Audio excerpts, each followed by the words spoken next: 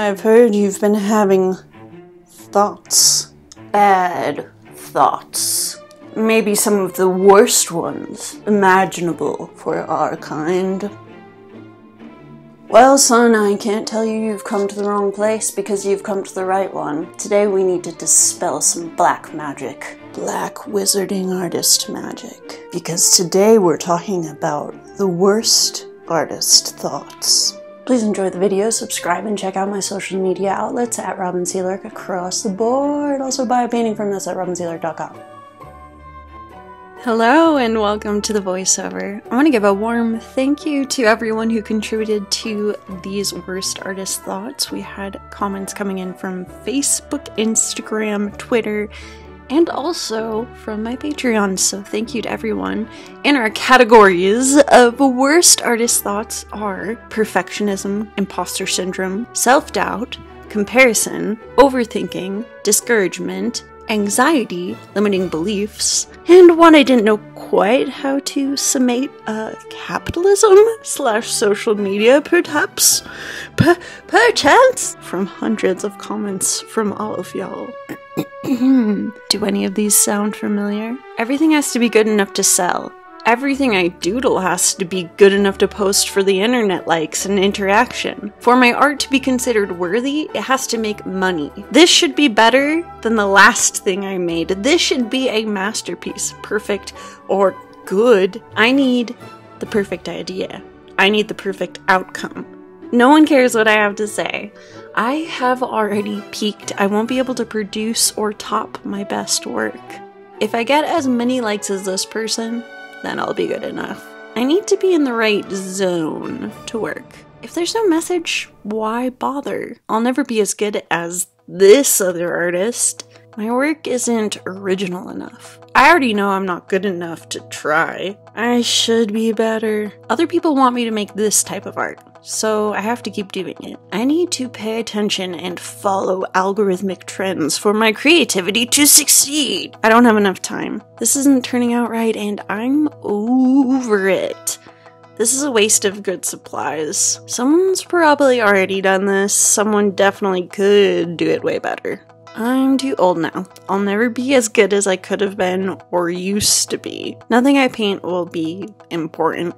These artists are so much better, more successful, more talented. If it's not perfect, it's pointless. No one actually likes my art, they're just being nice. I'm not a real artist. I'm doing this the wrong way. Amongst the thoughts shared from these comments was an earnest desire to remember that art is about having fun in process, to branch out and try new creative approaches, to come to see times of non-success as times of learning and progress, and to overcome self-doubt that interrupts that progress. So here we shall move on to the inspiration portion of the voiceover. This is my advice. Over the last months, I've been in a familiar process of amping myself up and strength building to flex my artistic endurance. Working in the arts often requires you to wear multiple hats and juggle more than just a few balls. If your internal voice is fighting the process, it can make this difficult task nearly impossible. Something that hit me this year is the power of our thoughts on creating our reality or lived experience. If my thoughts will dictate my experience on a day-to-day basis, I want to be careful to nurture my thoughts in constructive and progressive ways. I want the perspectives that empower artists and role models I look up to feel less elusive. When I feel a need for realignment of my thoughts, I like to plummet myself into sort of a positivity hypnosis. I will cling on to books and audio material that conveys ideas I need to hear, rehear, and internalize to help push myself into more productive and kind headspaces. In case you're interested in reading any of those yourself, the 3 books I have enjoyed this year are True Refuge, Finding Peace and Freedom in Your Own Awakened Heart by Tara Brach, Big Magic, Creative Living Beyond Fear by Elizabeth Gilbert, and lastly, Find Your Artistic Voice, The Essential Guide to Working Your Creative Magic by Lisa Congdon. I will put those in my description. True Refuge is more about developing mindfulness and self-work, while the other two are specifically directed to encourage creatives in positive ways. As I've been reflecting on some of the worst thoughts that preoccupy and inhibit artists, I've had a few thoughts that I wanted to share. I do think they will help you to have more positive artist thoughts and move along in your progression, so here goes! Number 1. We are building habit.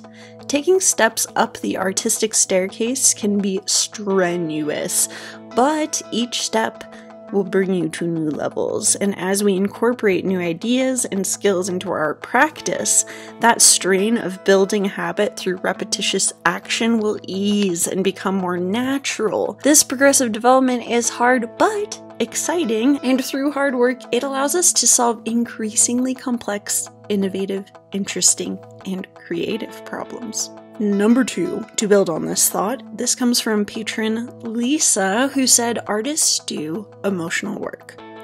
While clearly the arts can bring up many thoughts of self-doubt, openly engaging in the emotional labor of being an artist can amplify creative progress, connection, and meaning. Things we discover and create from habitual art practice, observing individual and shared experiences to synthesize ideas, become the gems we share with others. Their beauty is only made more vibrant through time by an artist's committed relationship to and depths reached with art. Number 3, time matters. We have to remember the practicality of time, experience, and practice as we advance toward goals. And we need to be wary of burnout from the skill cap.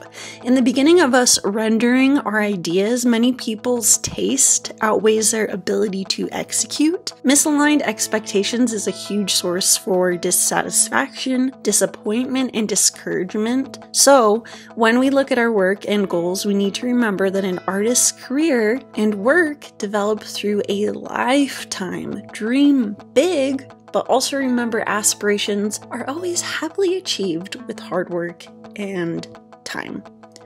4. On the issue of developing your voice and style, it is much easier and less anxiety-inducing to follow a path already made.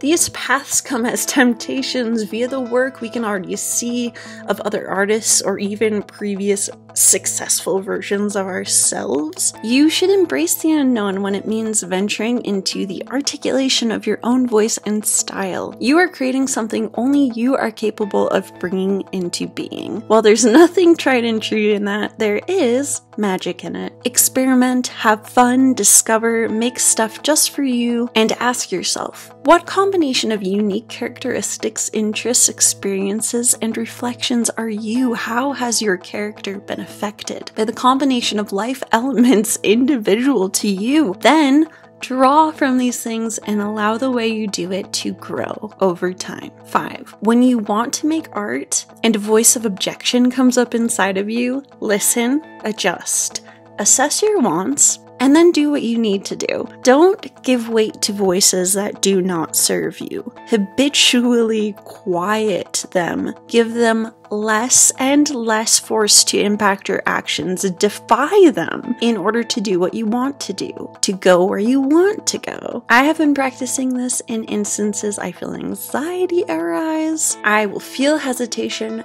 then think, why hold back? Sometimes it takes a minute to build the confidence in my voice, but as I continue to act, I can challenge that fear and perform with greater commitment and joy for the process. So you do this too. Quiet those voices that don't serve you. 6. Don't ride too close to immediate feedback.